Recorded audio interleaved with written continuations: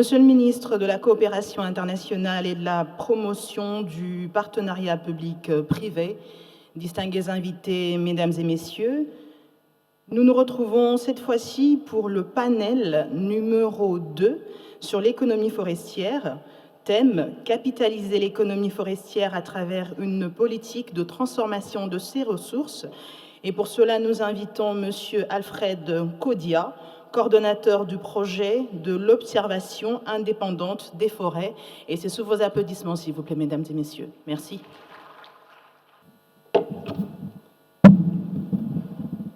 Mesdames, Messieurs, bonjour. Je m'appelle Alfred Kodia, coordonnateur du projet Observation indépendante des forêts, qui travaille en coopération avec l'économie forestière. J'ai le plaisir d'animer la 6e session, dont le thème est capitaliser l'économie forestière à travers une politique de transformation de ses ressources. Mesdames, Messieurs, comme vous le savez, à l'instar de sa capitale, Brazzaville, le Congo est un pays vert. Sa superficie est recouverte à 65% de forêts, à peu près 3 fois la superficie de l'Irlande, ce qui est considérable. Et la forêt congolaise, contrairement à ce que l'on voit habituellement, c'est-à-dire le bois, est constituée de plusieurs ressources qui vont de la ressource ligneuse, la ressource faunique et sans dire des produits forestiers non ligneux qui constituent l'immense forêt congolaise. Pour bien gérer cette forêt, le Congo a engagé des réformes législatives conséquentes afin que la ressource forestière soit gérée durablement.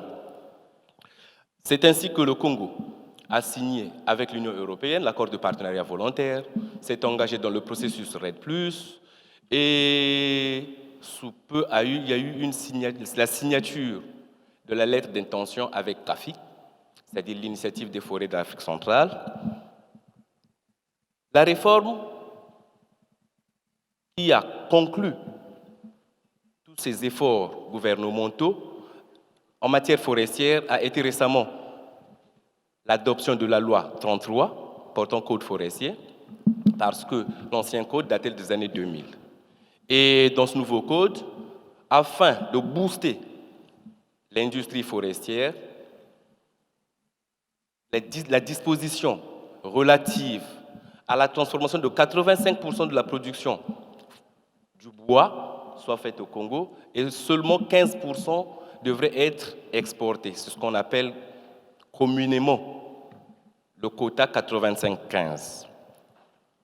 Bien que l'économie forestière soit le deuxième secteur économique du pays, sa contribution au PIB national reste encore très faible.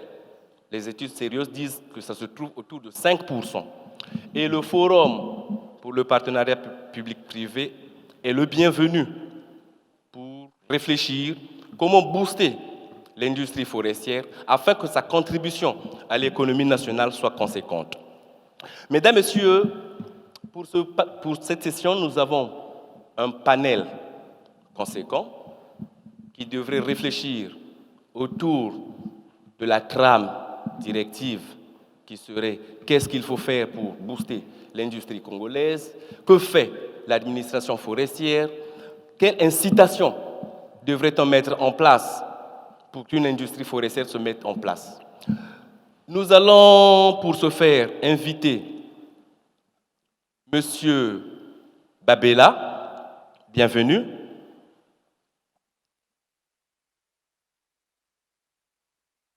Qui est le conseiller administratif et juridique de Madame la ministre de l'économie forestière. Sous vos applaudissements, s'il vous plaît.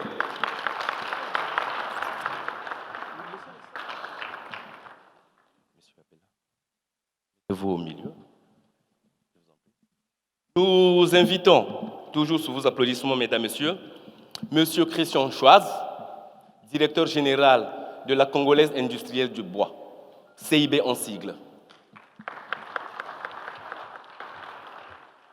À sa suite, nous avons Monsieur François Mankessi, coordonnateur national du programme national de reboisement PRONAR, Sous vos applaudissements, s'il vous plaît. Et enfin, nous avons M. Michel Gali. Il est dans la salle. Monsieur Michel Gali, visiblement il n'est pas là. Il nous rejoindra probablement à la suite, monsieur Christian Schwarz.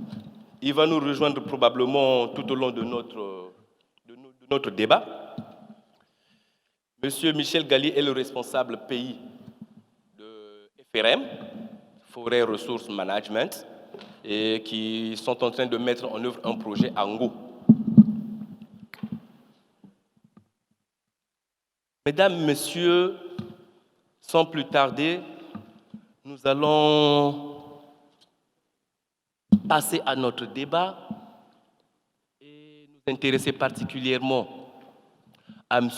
Babela, conseiller administratif et juridique de Madame la ministre de l'économie forestière. Monsieur Babela, dites-nous exactement, quelles sont les actions menées par le ministère de l'économie forestière en vue de gérer durablement les ressources forestières du Congo? Bien. Merci, monsieur le modérateur de notre session, mesdames et messieurs les membres du gouvernement, chers collègues panélistes, distingués invités, mesdames et messieurs. Madame Rosalie Matondo, ministre de l'économie forestière, aurait aimé participer personnellement à cet important forum. Mais un conflit d'agenda l'a contrainte de s'absenter du pays pour une mission de service à Nantes, en France. Et donc, elle m'a chargé de la représenter et d'échanger avec vous sur cette thématique qui est d'autant plus pertinente que dans le contexte actuel, caractérisé par la nécessité de diversifier l'économie nationale et d'optimiser l'utilisation des ressources sur fond d'insuffisance de moyens publics, la transformation du bois, et vous vous en doutez peut-être, peut constituer un levier important de l'essor du partenariat public-privé en considération d'importantes ressources forestières dont recèle notre pays. En effet, chers panélistes, mesdames et messieurs, comme le modérateur l'a indiqué tout à l'heure, le Congo, notre pays, est couvert de forêts sur 69% de son territoire national.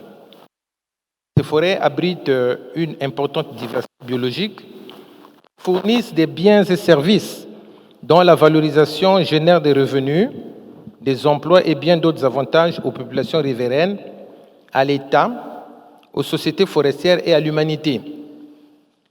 Relativement à la thématique en débat, la première question que nous pouvions nous poser est celle de savoir qu'est-ce que le gouvernement fait pour assurer non pas une exploitation concept assez restrictif, mais plutôt une gestion de nos forêts. L'action du gouvernement peut être analysée en 4 axes. L'impératif de l'aménagement des concessions forestières, l'afforestation et le reboisement pour renforcer le couvert forestier, la prise en compte des intérêts des communautés locales et des peuples autochtones et l'aménagement des aires protégées.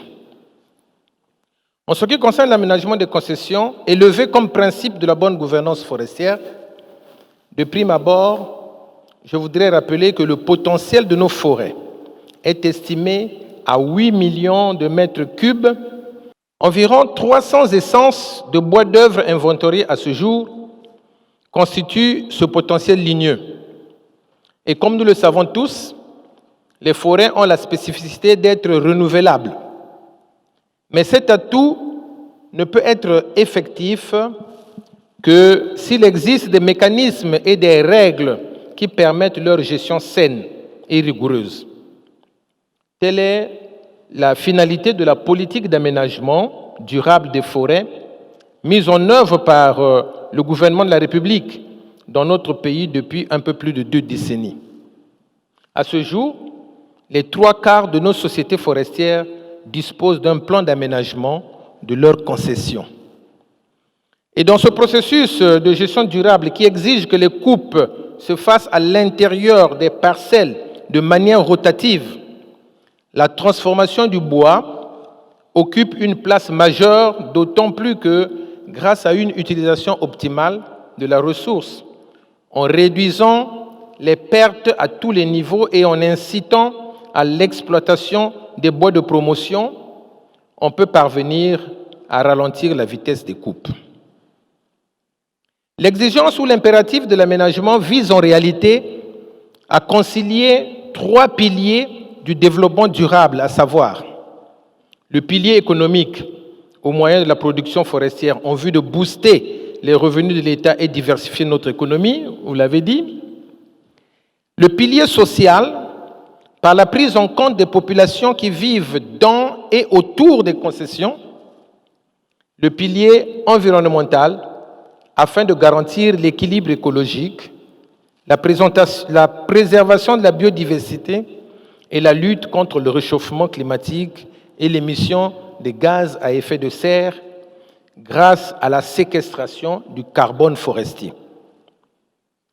S'agissant de la forestation et du reboisement, le gouvernement s'emploie à renforcer le couvert forestier au moyen des plantations forestières des espèces à croissance rapide, couplées à l'agroforesterie en savane, pour atténuer tant soit peu les agressions anthropiques et lutter contre la déforestation.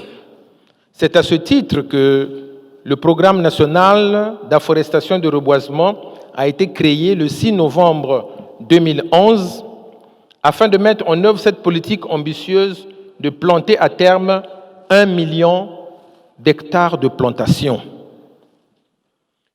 Quant à la prise en compte des intérêts des populations riveraines aux concessions forestières, il s'agit ni plus ni moins que de l'attention soutenue du gouvernement de mettre en œuvre ce que communément on appelle le local content, avec la signature des cahiers de charges dédiés au développement local.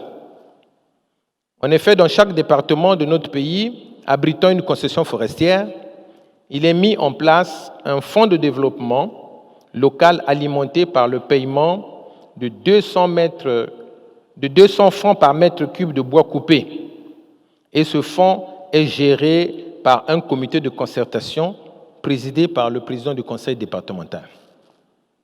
Enfin, avec l'aménagement des aires protégées, le gouvernement vise non seulement la maîtrise de la ressource de la faune sauvage, qui représente également une source de revenus au moyen des activités synergétiques, mais également la promotion de l'écotourisme dans notre pays. Et quand on a planté ce décor, assez rapidement, je voudrais que nous examinions ensemble une deuxième question. Quel est le rôle des partenaires privés dans la gestion durable, puisqu'il s'agit de partenariats public-privé? Le rôle des partenaires privés dans la gestion durable peut être examiné sous 2 angles. L'aide au développement, au moyen d'un appui technique et financier des projets mis en œuvre par le gouvernement, que ce dernier reçoit des institutions internationales comme le PNUD, la FAO, la Banque mondiale, la BAD de l'Union européenne et l'initiative pour les forêts d'Afrique centrale CAFI, dont vous avez fait état tout à l'heure, et qui a permis à son Excellence, Monsieur le Président de la République, Denis Sassou Nguesso, de signer une lettre d'intention avec son homologue français, Monsieur Macron, et dont les retombées commencent déjà à se faire sentir avec le financement de 2 projets que le ministère a lancés il y a bientôt 2 semaines, le Préforest et le Prodivac, avec l'appui, bien sûr, de la FAO. S'agissant donc des capitaux, des sociétés forestières à capitaux étrangers, l'on peut s'interroger à ce jour quelle est la situation sur le terrain. La trentaine de sociétés forestières qui opèrent actuellement dans notre pays produisent en tout et pour tout autour de 1 800 000 mètres cubes, environ le quart du potentiel donc de la ressource ligneuse. Cette production est constituée principalement d'une trentaine d'essences, dont 2 seulement tiennent le peloton, à savoir le sapeli dans le nord du Congo et l'okoumé dans le sud, soit environ 60% de la production totale, induisant une exploitation sélective à l'origine de la mobilisation d'importants pans de forêt par année.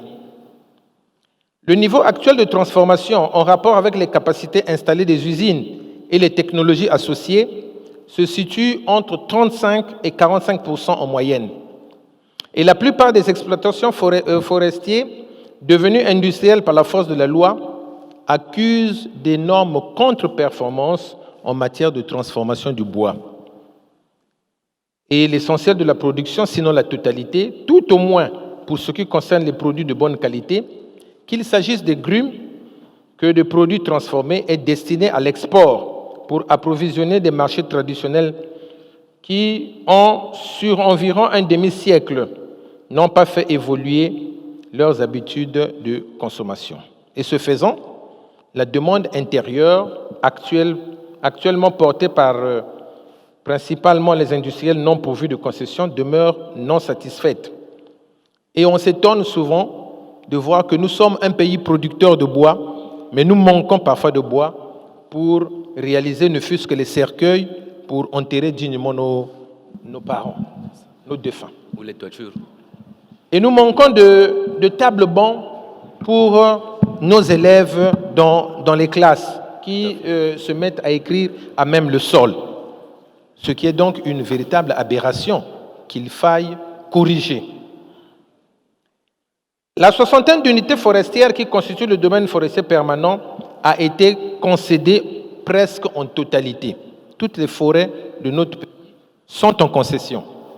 Et ce régime de concession qui a cours dans notre pays depuis le début des années 80 est perçu comme une forme primaire de partenariat public-privé, puisqu'il s'agit des fonds, des capitaux étrangers, mais qui sont au service de l'exploitation en lieu et place donc, du gouvernement de la République et dont les attentes n'ont toujours pas été satisfaites en matière de développement local. Amer, dont les conséquences se traduisent en termes de perte d'emploi pour la jeunesse de notre pays, de perte de revenus pour l'État, d'insuffisance d'investissement pour le développement local, montre clairement qu'il y a nécessité d'une régulation de la part des pouvoirs publics.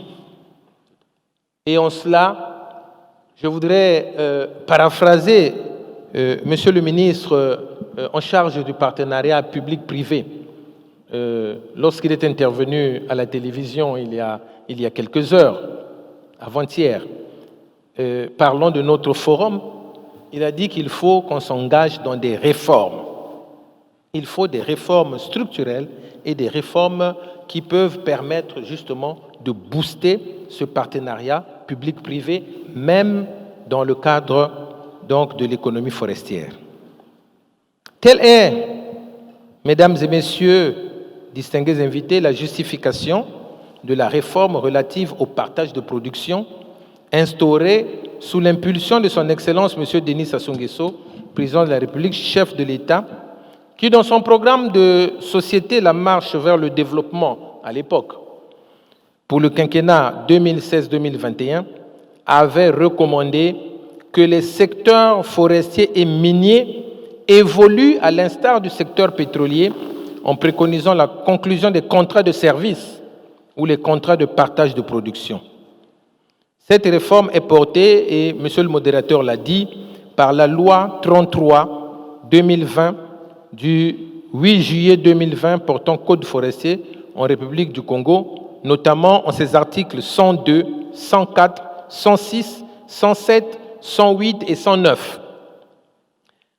Par ailleurs, ce nouveau Code forestier dispose que le bois devra être intégralement transformé sur le territoire national, à l'exception de certaines essences de bois lourds et durs dont la transformation nécessite des technologies spécifiques non encore installées au Congo.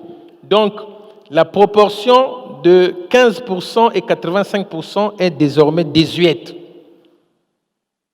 Depuis la promulgation de cette loi, le bois doit être transformé intégralement à 100% au Congo et ne peuvent aller à l'export que les débités ou les bois qui ont subi au moins une première transformation.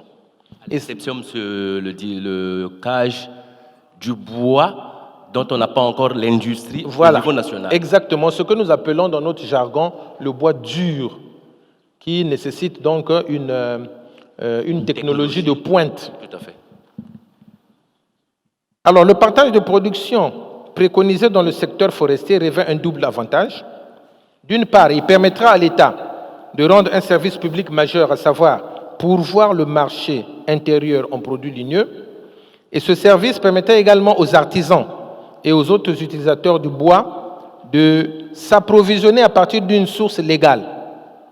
D'autre part, le partage de production va stimuler la transformation plus poussée du bois grâce au travail des professionnels du métier que sont les industriels non concessionnaires, bénéficiant de certaines facilités inhérentes aux zones économiques spéciales de Ouesso, Oyo, Olombo et Pointe-Noire. Cela suffira pour booster la production qui s'étendra indubitablement aux essences secondaires et de promotion. Eu égard aux importants volumes revenant à l'État, qui seront mobilisés dans le cadre du partage de production, d'une part, et tenant compte de l'absence des infrastructures publiques susceptibles de garantir une gestion optimale de ces stocks de bois d'autre part, il s'avère donc nécessaire d'envisager la conclusion des partenariats avec des tiers privés dans le cadre des PPP à qui l'on pourra déléguer tout ou partie de la chaîne de traitement de la part de grumes de l'État. Il est préconisé une espèce de SNPC bois. Mais avant que cette structure ne puisse prendre corps et ne commence véritablement à être effective, les partenaires privés vont être convoqués pour apporter du leur dans le cadre donc du traitement de la part de l'État, la part qui lui reviendra dans ce partage de production. Le partenariat public-privé dans le secteur forestier, vous l'avez sûrement remarqué, et le secteur de la transformation des produits ligneux est donc une opportunité que notre gouvernement devra saisir. Et dans le cadre de notre panel, donc, il s'agit ici d'analyser la chaîne de traitement de la part des grumes de l'État afin de déceler et identifier les maillons qui peuvent faire l'objet d'un partenariat public-privé porteur d'importantes retombées pour notre pays. Et quand je dis ça, monsieur le modérateur, il ne me reste plus qu'à vous remercier pour votre aimable attention. Merci beaucoup, monsieur Babella. Je pense que dans le cadre de ce panel, il sera difficile de débattre sur le partage de production, sujet si vaste s'il en est. Le temps qui nous est imparti probablement ne nous permettrait pas de creuser davantage cette thématique hautement stratégique. Et je voudrais, avant de revenir à vous, pour quelques questions de clarification, prendre directement M. Christian Schwartz. Monsieur Schwartz, vous êtes, si j'ose dire, le patron de la Congolaise industrielle de bois, qui est le fleuron au niveau national de l'industrie forestière. Que fait concrètement la CIB? C'est quoi la CIB? Je disais donc que vous êtes CIB, le fleuron de l'économie nationale. Vous avez plus de 2 millions de forêts aménagées, certifiées. Est-ce que l'action de la CIB se limite simplement au bois ou bien vous faites aussi autre chose, tel que vous êtes à Pokola, à Mimbeli, à Kabo, Pikunda?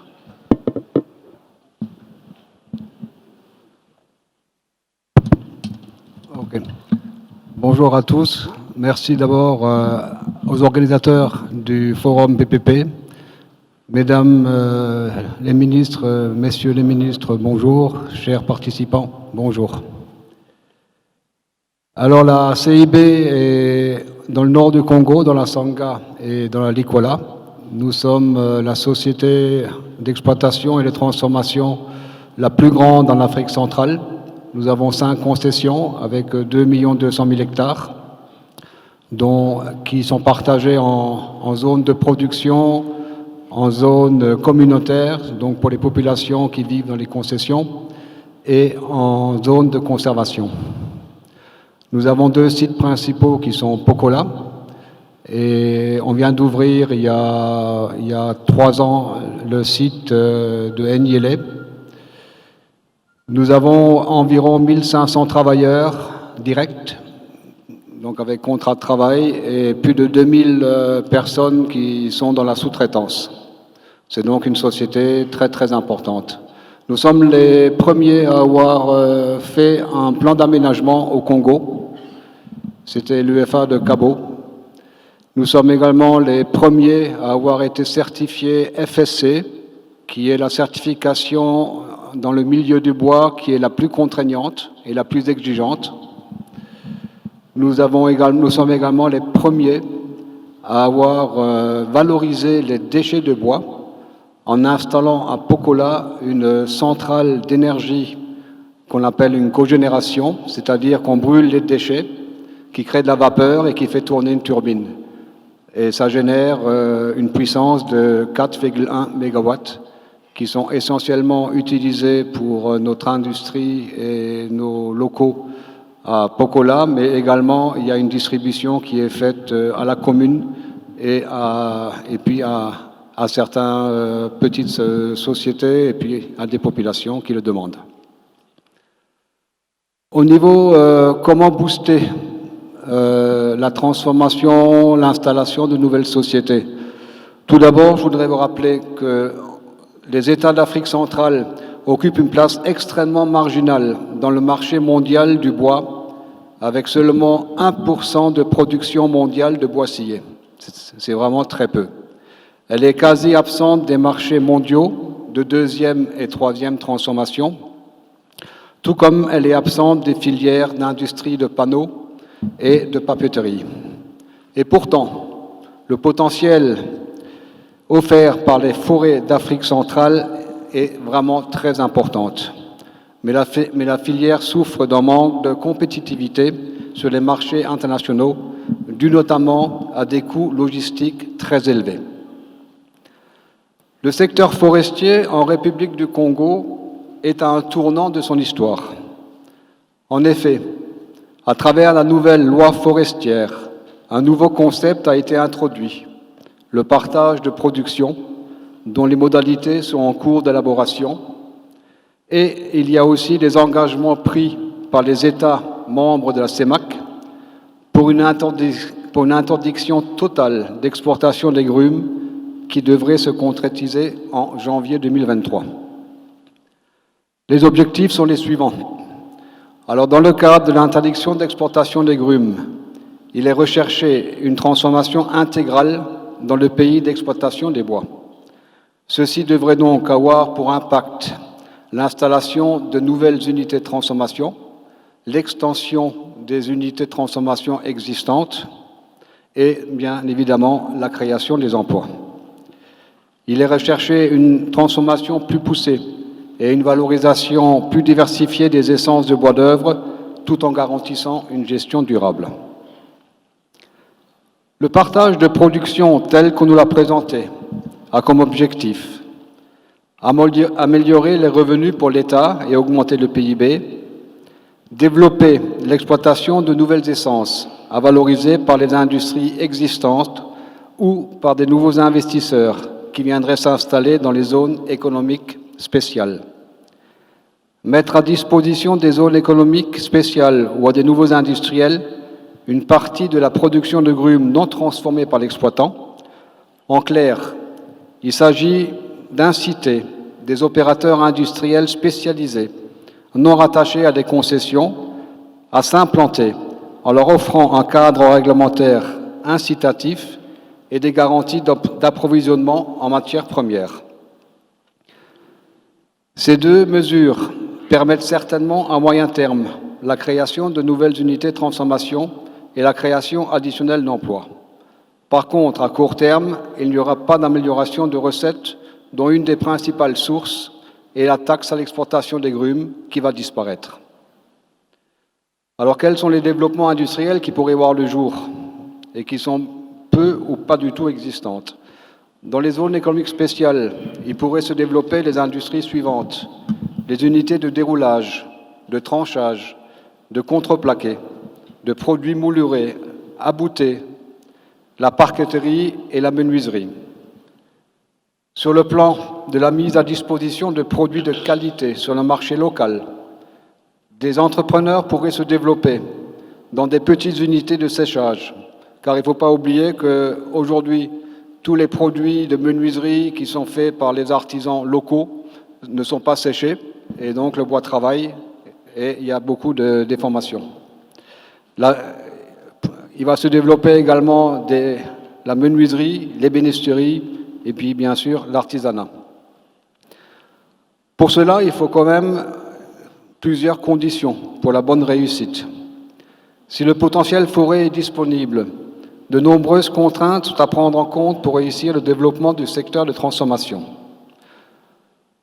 Mettre à disposition de l'énergie aux industriels pour arrêter l'utilisation de la production par groupe électrogène qui est très coûteux et peu écologique. Mettre à disposition de jeunes diplômés ayant une bonne base théorique et pouvant évoluer rapidement. Les métiers dans le secteur forestier et de l'industrie du bois sont très variés, mais il est très difficile de trouver des techniciens et ingénieurs de qualité, même juste diplômés. La logistique d'évacuation des produits est un autre point épineux. Il est impératif de développer des alternatives à l'évacuation par la route, qui est très coûteuse. Pour cela, il faudrait augmenter le dragage des fleuves pour augmenter la navigabilité annuelle et augmenter également l'efficacité de l'évacuation par chemin de fer, donc de Brazza sur Pointe-Noire. Pour le développement de l'industrialisation du Nord-Congo, il est impératif de penser à la mise en œuvre d'un chemin de fer pour l'acheminement des produits du Nord et du Centre au port de Pointe-Noire. C'est vraiment ce qui est le plus économique. Et ça évitera également d'évacuer le bois côté Cameroun, dont la route est pratiquement à 100% goudronnée, avec une distance de 1100 km pour Douala, 1150 pour Kribi, alors que Pointe-Noire est à presque 1500 km, avec des péages qui coûtent très cher. Il faut mettre en place, pour les sociétés industrielles qui vont valoriser des essences peu rémunérateurs, donc les essences qu'on souhaite exploiter en plus, et qui malheureusement, les prix des marchés sont vraiment très très peu, et il sera très difficile de trouver des industriels qui vont pouvoir tirer des profits de ces nouvelles essences. Il faut donc mettre en place des incitations fiscales. Pour le développement des industriels, artisanats et petites sociétés locales, il faudrait faciliter l'accès au crédit ou à travers un fonds de soutien. Toutes les concessions doivent avoir leur plan d'aménagement et les exploitants devront respecter leurs obligations légales. Les ressources sont précieuses. Il est impératif de respecter les conditions d'exploitation à l'hectare pour garantir des taux de reconstitution des essences pour les générations futures. Afin de garantir une bonne gestion des concessions, c'est-à-dire une gestion responsable et durable, la certification est primordiale. Toutes les sociétés exploitants industriels doivent avoir une certification, soit FSC, PEFC ou autre. Enfin, un point important pour attirer de nouveaux investisseurs, c'est également la garantie du respect et de la continuité de l'État sur les engagements pris, tout comme les sociétés doivent respecter leurs obligations et engagements. Merci. Merci, Monsieur Schwartz. Il y a une question qui me vient à l'esprit. CIB est premier en aménagement, CIB est premier en certification. FSC, il faut le dire que c'est le standard le plus exigeant. Vous avez les cogénérations, premier, et vous êtes favorable à l'émergence des zones économiques spéciales. Est-ce qu'aujourd'hui, la Congolaise industrielle de bois est en mesure d'accompagner le gouvernement dans l'encadrement des jeunes dont vous souhaiteriez être diplômés en métier de la forêt et du bois? Est-ce que CIB, aujourd'hui, peut mettre à disposition du gouvernement toute son intelligence pour que, justement, les zones économiques spéciales dans le domaine du bois soient pleinement fonctionnelles? La CIB est présente au Congo depuis 53 ans et elle a toujours accompagné le gouvernement dans ses actions, dans le développement. On est toujours prêt à partager les idées, à discuter, à voir quelles sont les solutions qui sont les meilleures pour les deux.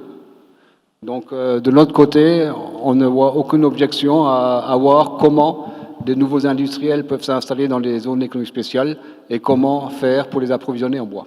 Ok, merci beaucoup, M. Schwartz. Nous passons à M. Mankessi, coordonnateur national du PRONAR, qui, je vous le rappelle, est le programme national de reboisement.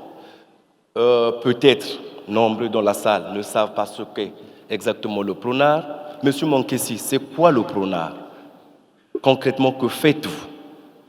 Et subsidiairement, en quoi le PRONAR peut contribuer au dynamisme économique voulu par le gouvernement? Merci. Merci, Monsieur le modérateur. Mesdames et Messieurs, le PRONAR, Programme national d'afforestation et de reboisement. Ce programme, lancé le 6 novembre 2011 par son Excellence, Monsieur le Président de la République, et en compagnie de toute la République. C'est le programme qui traduit la vision verte de la République du Congo. En tout cas, si le Congo a une vision verte, elle est incarnée dans le PRONAR. Ce programme s'adosse sur le triptyque développement socio-économique, conservation de la biodiversité et lutte contre les changements climatiques. Dans l'histoire, le Congo est reconnu avoir une expérience en sylviculture et en génétique et en création variétale. Ce programme capitalise donc tout ce background en recherche, développement mené depuis les années 50. Il a été assigné à ce programme un objectif précis: mettre en place 1 million d'hectares de plantations forestières et agroforestières. Par qui? Il y a des partenaires qui mettent en place, qui mettent en œuvre le PRONAR. Le PRONAR, c'est donc un programme qui est, depuis son initiation, ouvert au partenariat, parce que le million d'hectares est à mettre en place par des industriels privés du bois. Et ceux-là ont la charge de mettre en place 700 000 hectares. L'État, le responsable de ce programme, lui aussi, doit mettre en place des plantations forestières et agroforestières à hauteur de 200 000 hectares. Et la superficie qui reste, ben c'est pour les petits promoteurs, des individualités, des communautés locales, des organisations, des ONG qui ont le souci du développement, le souci du changement climatique, de lutte contre la pauvreté. Ils ont 10% du programme. Donc, le PRONAR, c'est vous et nous. Ah, ok. Merci beaucoup, M. Mankessi. Donc, si l'on peut comprendre, la mission n'est pas simplement dévolue au PRONAR de reboiser le 1 million d'hectares, mais c'est tout le monde qui doit s'y mettre pour que chacun, prenant sa portion, reboise aussi à son niveau. Mais j'ai une question particulière. Malheureusement, l'autre membre du panel n'est pas là, FRM, comme vous le savez, qui développe aussi des plantations Ango. Est-ce que le PRONAR travaille de commun accord avec FRM ou bien il y a une synergie entre le PRONAR et ce que développe le FRM? Merci, monsieur le modérateur. Je voulais dire ceci d'emblée. FRM n'est pas le propriétaire de ces plantations. Ces plantations appartiennent à Total Énergie qui, dans le cadre de sa responsabilité sociétale, veut compenser ses émissions et il a choisi le Congo pour installer des plantations forestières et agroforestières. Donc, FRMI, c'est l'organe technique. Tout à fait. Donc, ces plantations appartiennent à Total Énergie. Alors, quel est le rôle du PRONAR? Donc, quelle est la contribution, la participation du PRONAR?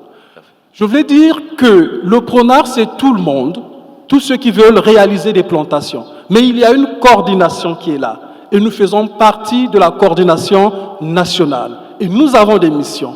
Total ou tout industriel, avant de s'implanter au Congo, contacte le PRONAR par une lettre d'intention. Il nous annonce ce qu'il veut faire. Et ensuite, le PRONAR a la mission de sécuriser avec les services compétents la superficie dont le promoteur veut utiliser. Et ensuite, nous faisons toute la procédure pour aller jusqu'aux populations et lever les droits d'usage sur les terres et ensuite lancer les plantations. Donc, quand Total s'installe, la coordination nationale du PRONAR et le ministère de l'économie forestière et le ministère également des affaires foncières sont au premier rang pour aider le partenaire à installer un projet de développement dans notre pays. Ok, merci beaucoup, M. Mankessi, monsieur le coordonnateur du PRONAR. Je voudrais dire qu'en l'absence de FRMI, vous recollez ces questions. Il me vient une question. Est-ce que dans le projet de Total, avec FRMI, il est envisagé d'étendre la superficie de ce reboisement ou bien ça va simplement s'arrêter en Ango? L'intention de Total Énergie, c'est de reboiser 40 000 hectares d'Ango. Ok. Mais il ne fait pas que le reboisement, mais il va faire également la conservation. Parce que, en réalité, sa superficie s'étend à 70 000 hectares. Mais 70 000 hectares, le reste, en dehors de ces 40 000, le reste de la superficie n'est pas propice au reboisement. Et il va faire également, il va définir des zones de conservation pour nous aider à sauvegarder la biodiversité. Ok. Merci beaucoup, monsieur le coordonnateur. Monsieur le conseiller administratif et juridique, je reviens à vous pour savoir. La règle 85-15 a été mise en place, mais on peut constater qu'elle n'a pas été respectée par tous. Quelles dispositions avez-vous prises ou quelles sont les mesures que vous avez prises pour que cette fois-ci, la transformation totale soit effective dans le pays comme vous l'avez annoncé? Bien évidemment, cette règle de 85-15 qui découle de la loi 16. La loi 16 2020. 2000, la loi 16-2000, effectivement n'a pas été respectée par tous. Parce que simplement, comme je le disais tout à l'heure, les sociétés ont leur carnet d'adresses et on leur commande. Et donc, le système qui consistait à coupler les concessions forestières à l'industrie forestière était une obligation de la loi. Et nous nous sommes rendus compte que, effectivement, cette obligation ne pouvait pas être effective. Et pour corriger cet aspect de choses, donc, on a demandé nous avons exigé que désormais, la transformation soit intégrale, qu'elle ne soit pas seulement partielle, mais que 100% du bois coupé au Congo devrait être transformé au moins en première transformation. Oui, mais quelles sont les mesures concrètement que vous allez prendre pour amener les sociétés à respecter cette règle cette fois-ci? La première mesure, c'est l'interdiction d'exportation des grumes.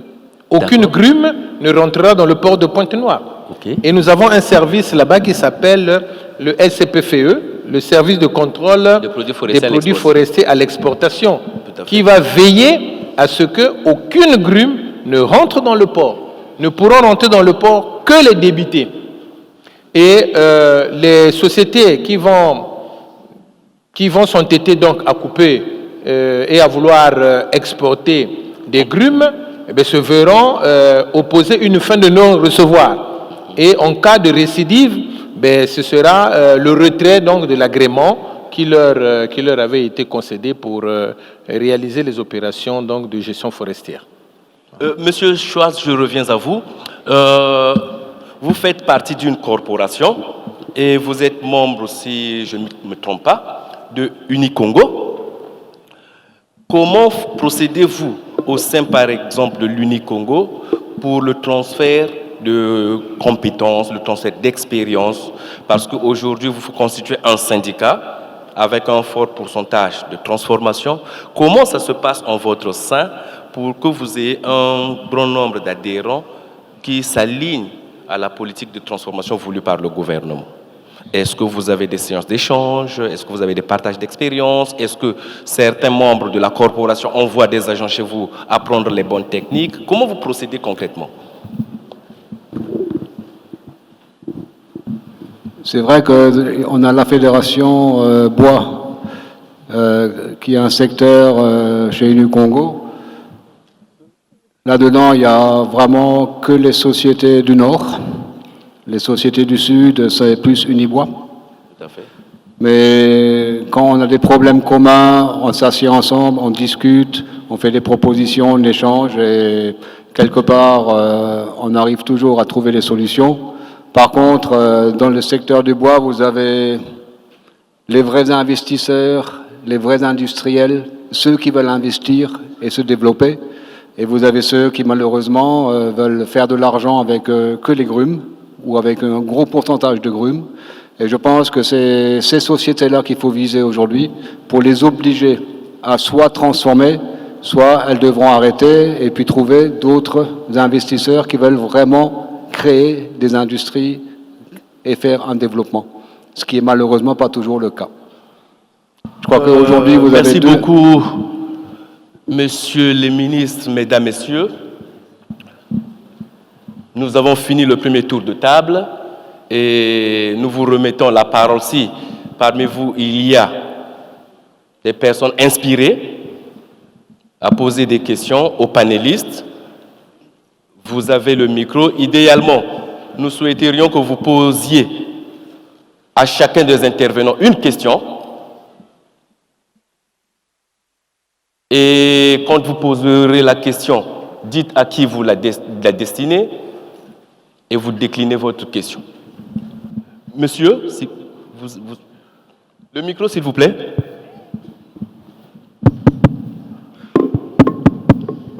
Bonjour à tous. Ma question s'adresse à M. Babela. Je suis M. Rufin Ganongotia, banquier de formation. J'aimerais savoir quelles sont les stratégies au niveau du ministère de l'économie forestière qu'ils ont mis en place pour préserver les forêts du bassin du Congo. Secondo, j'aimerais savoir à propos des tourbières. Nous voyons ça à chaque fois à la télé. Nous aimerions savoir qu'est-ce qu'on appelle par tourbière. Je vous remercie. Merci. Oui, répondez.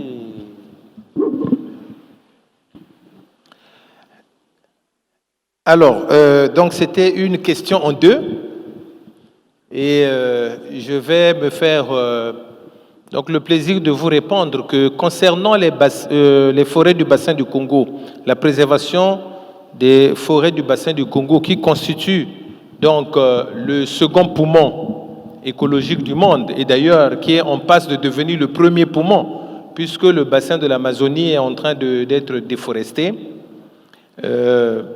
Notre pays, depuis bientôt 2 décennies, s'est engagé donc dans ce qu'on appelait la gestion durable des forêts. La gestion durable des forêts. Et nous sommes entrés dans un partenariat avec l'Union européenne qu'on appelle la PV-FLET, l'accord de partenariat volontaire, qui fait que notre gestion, la gestion de nos forêts devient une gestion efficiente avec un regard extérieur des observateurs indépendants qui surveillent notre taux de déforestation.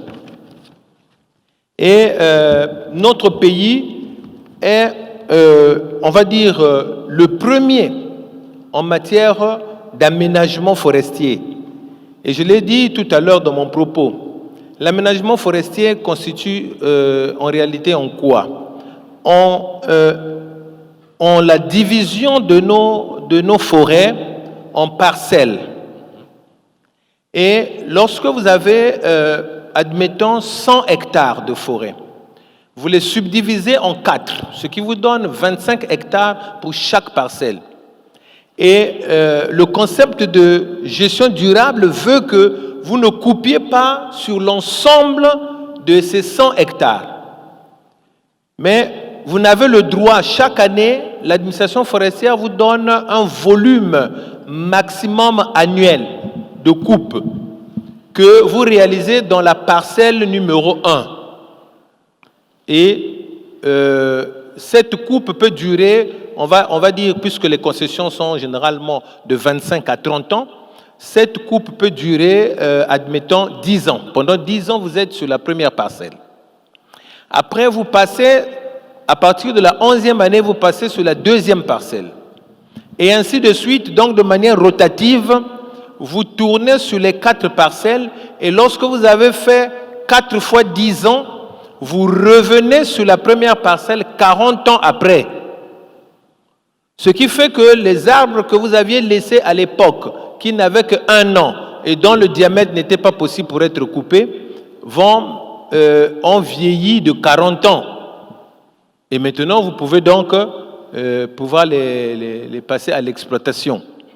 Donc, ce système de rotation permet à la forêt de respirer, d'abord, dans un premier temps, mais également de se régénérer. Parce que, bon, on a tendance toujours de dire que, malheureusement, c'est le mauvais procès qui est fait aux sociétés asiatiques. Il semble que les sociétés asiatiques coupent tout, même les palmiers, même les papayers. C'est dans le commun des mortels, c'est cela, que tout est coupé. Mais en réalité, non. Parce qu'il y a un service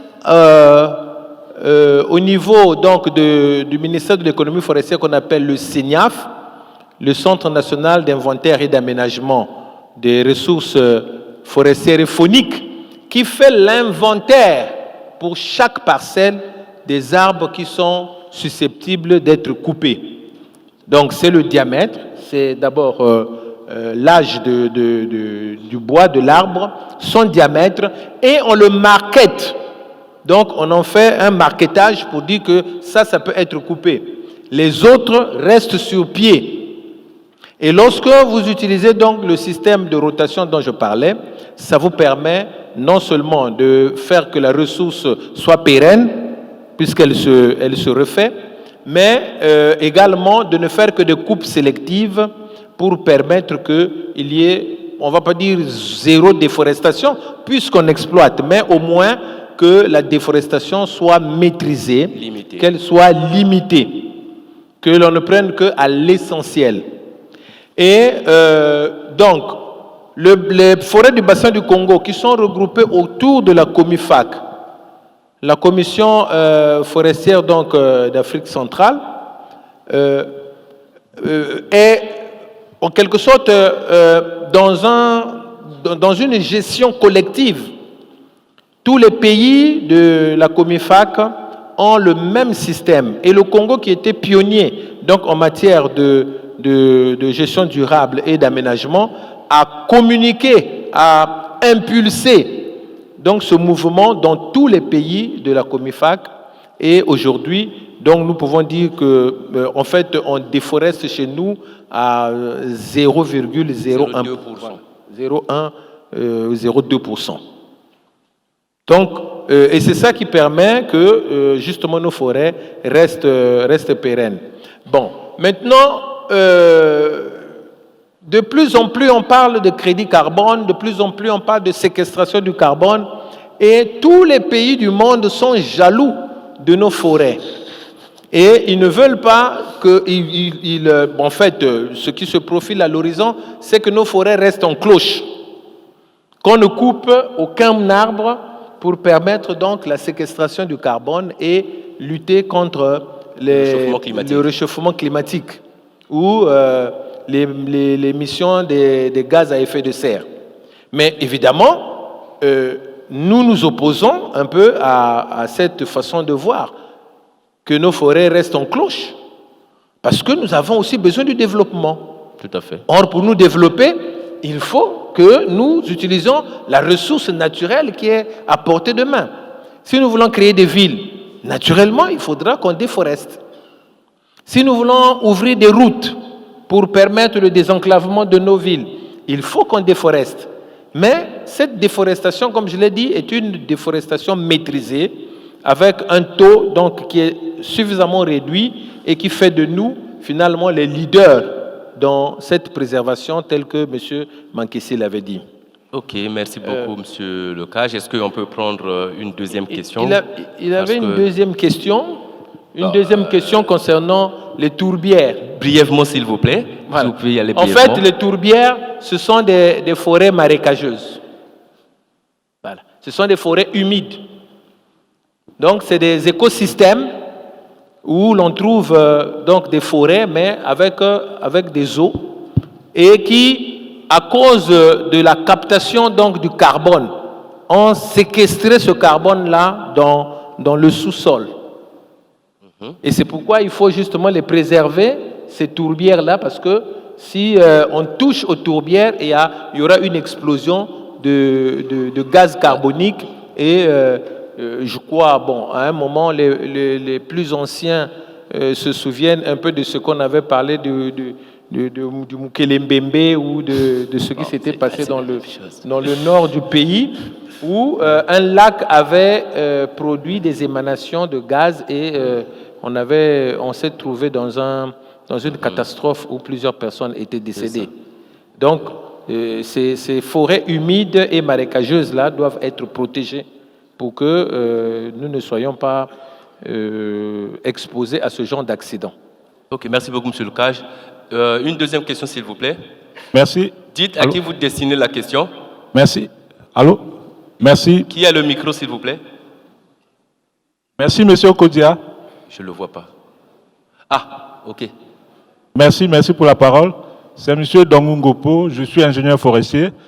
Je crois que vous avez eu à souligner que dans la forêt, il y a plusieurs ressources.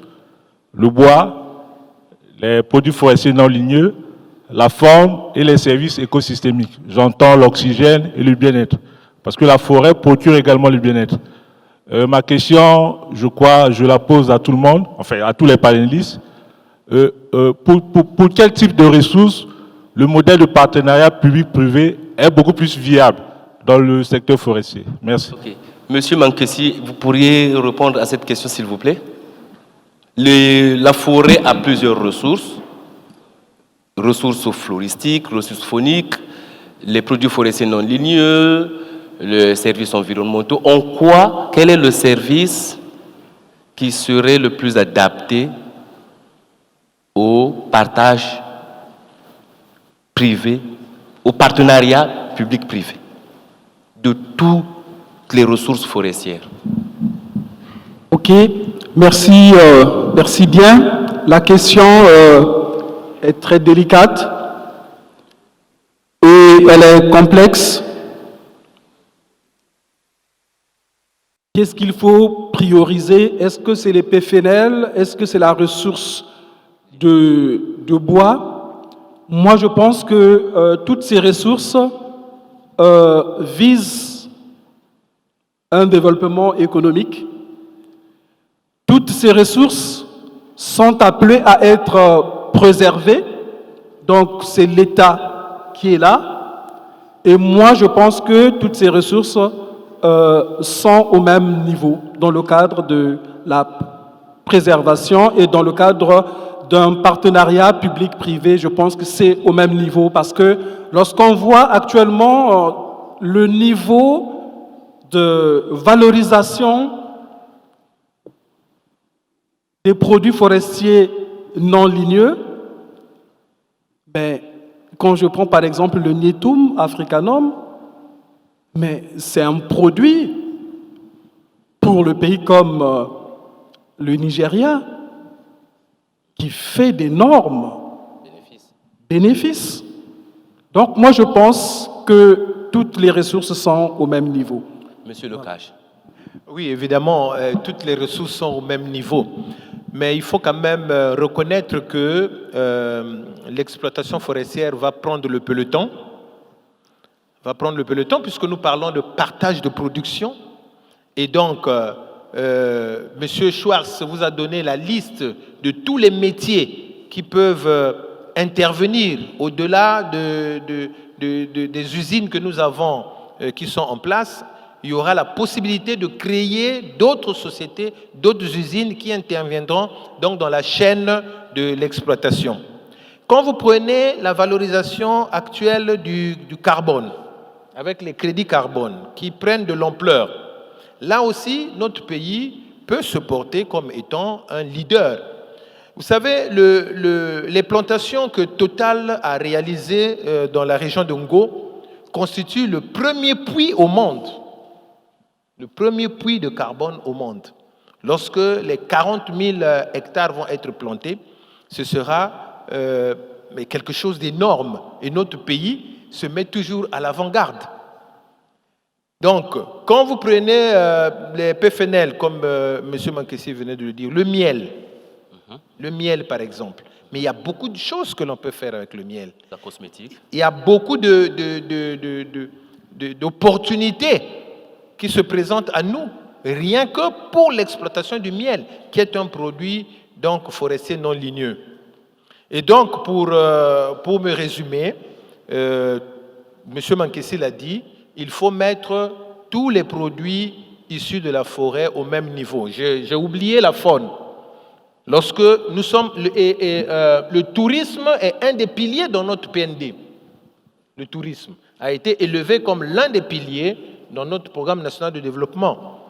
Or, avec la faune sauvage, avec les activités synergétiques, nous pouvons également faire du partenariat public-privé dans le cadre de la gestion non seulement des parcs, mais également de toutes les activités qui tournent autour de ces parcs.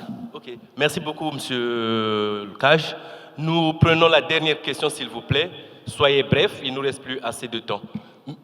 Monsieur? Dites toujours à qui vous destinez votre question en vous présentant préalablement. Bon, vous avez raté le micro. Monsieur, vous avez le micro, parlez. Oui, d'accord. Merci, monsieur le modérateur, pour la parole. Je suis Zénon Ponga et j'aimerais poser une question au conseiller juridique, au ministre de l'économie forestière. Dans sa première prise de parole, il parlait notamment de la protection des aires protégées ainsi que les garanties des habitants locaux. Moi, je suis ressortissant de Mbomo, fief du parc national d'Odjala-Kokoa, qui est géré par African Park. Là-bas, la protection des aires protégées devient un facteur de l'exode rural parce que les hommes sont confrontés à un conflit avec les éléphants qui dévastent les champs, qui tuent les chasseurs, etc. J'aimerais savoir quelles sont les mesures que le gouvernement entend entreprendre pour remédier à ce fléau ou devons-nous débrouiller nous-mêmes parce que ça fait quand même des ans qu'on déplore le problème sans qu'il y ait une solution. Et par le biais de ce micro, monsieur le conseiller, veuillez recevoir l'expression les plus attristées des fils et filles de Mbomo qui déplorent ce problème sans solution ni du gouvernement et de ses partenaires gestionnaires des parcs. C'était ça ma question. Monsieur le conseiller.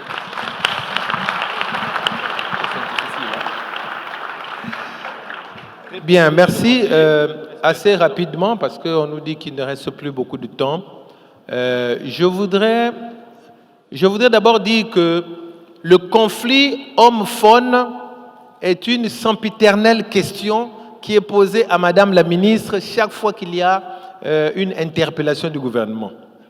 Parce qu'effectivement, la cohabitation entre les hommes et les éléphants ne se passe pas toujours de la meilleure des manières. Et souvent, comme vous dites, et nous le constatons avec regret, les éléphants viennent dévaster les cultures. Et on a tenté, de par le monde, je dis bien, on a tenté tous les moyens possibles pour enrayer ou endiguer donc ce phénomène ou ce conflit homme-faune ou homme-éléphant. Mais sachez que l'éléphant est un animal intelligent. Chaque fois que l'on trouve une solution, il réussit à contourner cette solution. Tout a été essayé. On a essayé les fils électriques. On a essayé les barrières électriques. L'éléphant s'est acclimaté et a trouvé le moyen de contourner ces barrages électriques. On a essayé les briquettes de piment. Parce que l'éléphant ne supporte pas trop le piment. On a essayé les briquettes de piment. Pareil, l'éléphant a eu une résilience. On a essayé l'apiculture, donc l'élevage des abeilles, parce que le bourdonnement ou les piqûres des abeilles dans les grandes oreilles de l'éléphant le dérange. Mais finalement, l'éléphant s'est acclimaté encore. Merci, alors, monsieur. 2 minutes, juste 1 minute. Alors, en fait, ce qu'il faut faire, le problème maintenant, c'est quoi? Pourquoi l'éléphant s'approche des cultures et pourquoi il s'approche des villages? C'est parce que nous l'avons dérangé dans son habitat naturel. Les braconniers sont allés dans l'intérieur des parcs et des forêts et l'éléphant s'est senti justement menacé à l'intérieur et est venu vers les populations parce que les populations, évidemment, comme l'éléphant est un animal interdit, donc l'éléphant a compris que c'est en allant vers les hommes qu'il va trouver une protection. Et c'est pour ça qu'il est aux alentours donc, des villages et autres. Merci. Merci beaucoup. Merci, monsieur le modérateur. Merci beaucoup, monsieur le Cash. Ceci est également la conclusion de notre panel. Sous vos applaudissements, je demande au panel de rejoindre sa place. Merci beaucoup. Monsieur le Cash.